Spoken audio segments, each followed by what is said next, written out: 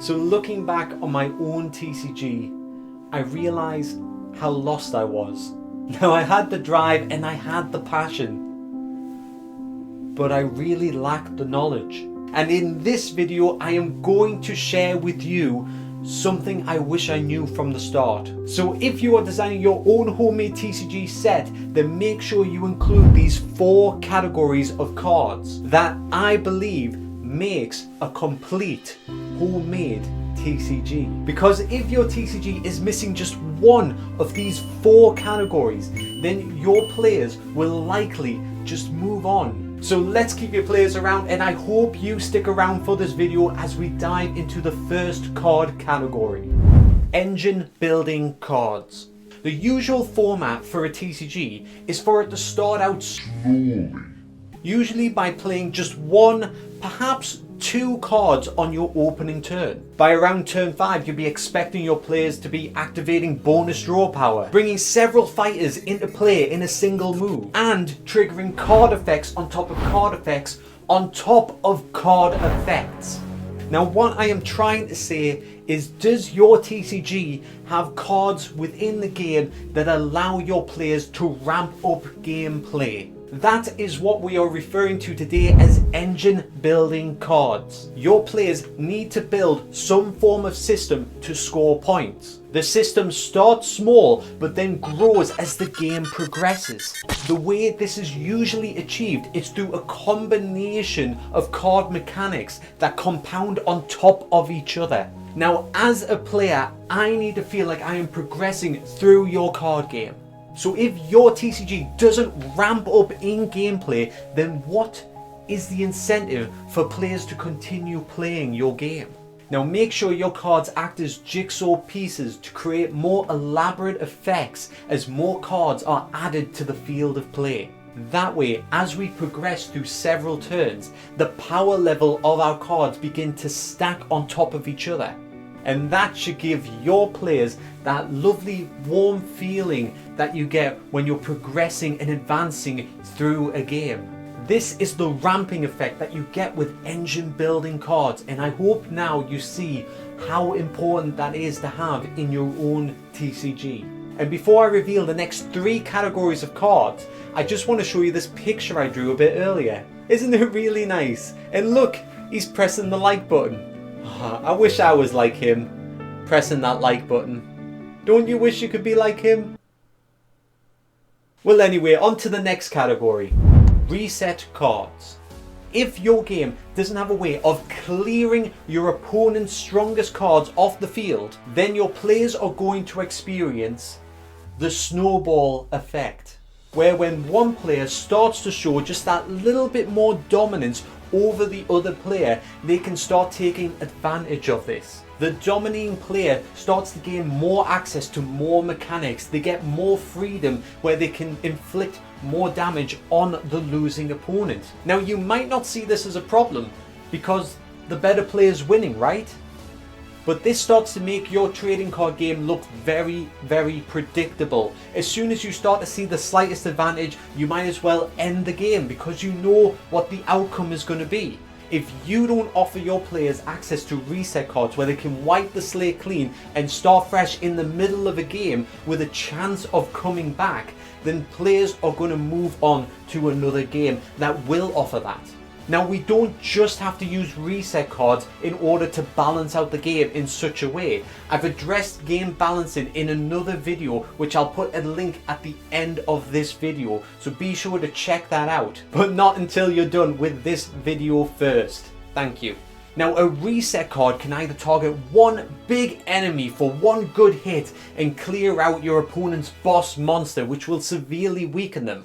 Or you can have a reset card that could hit a little bit less but hit several enemies, essentially clearing your opponent of all their little annoying mobs that might be giving them that field advantage. Or you can even go to the extreme and just say this card wipes out everything on the field. But I don't think we have to go that far. And because if you create a card like that, it will just become a staple in every single deck you see. And as a TCG creator like yourself, you want to see as many as your cards used as possible. But no matter what type of reset cards that you put into your game, make sure that they have a large cost attached to them.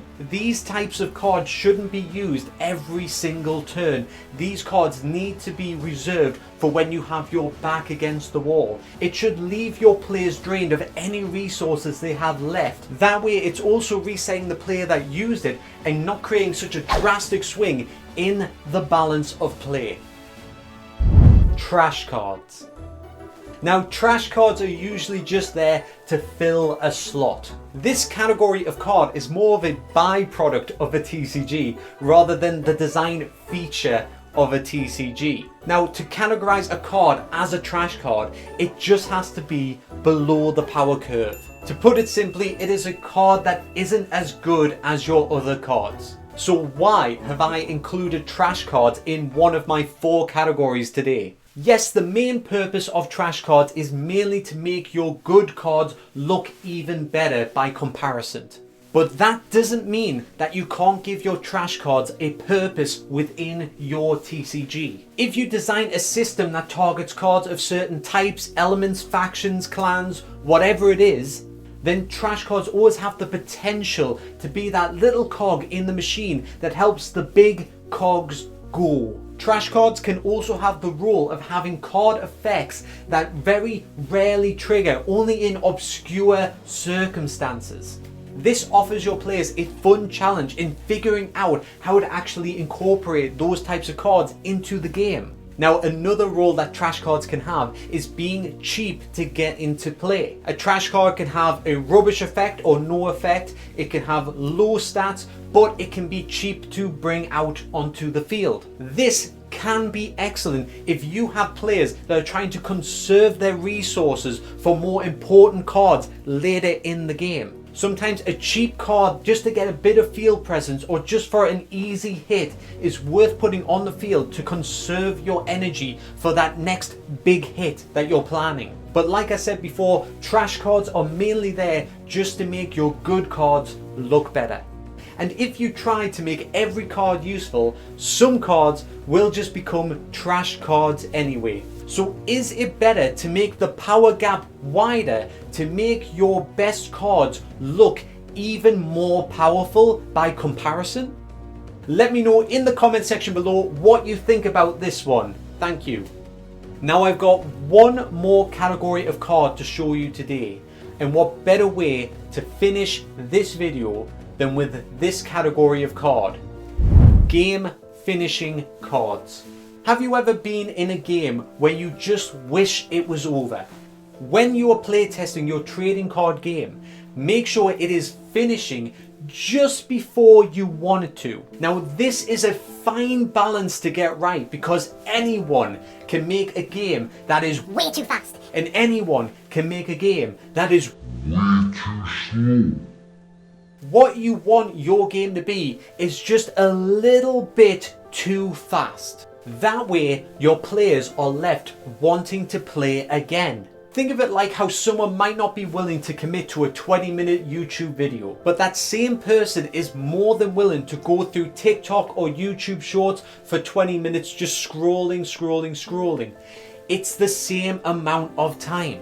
This is the same for games. That reset right before the boredom kicks in allows players to continue for much longer, because with a brand new game you have the potential to do anything. So design powerful game finishing cards that will allow your players to finish off the game right before the point of boredom, and then they'll play the next match.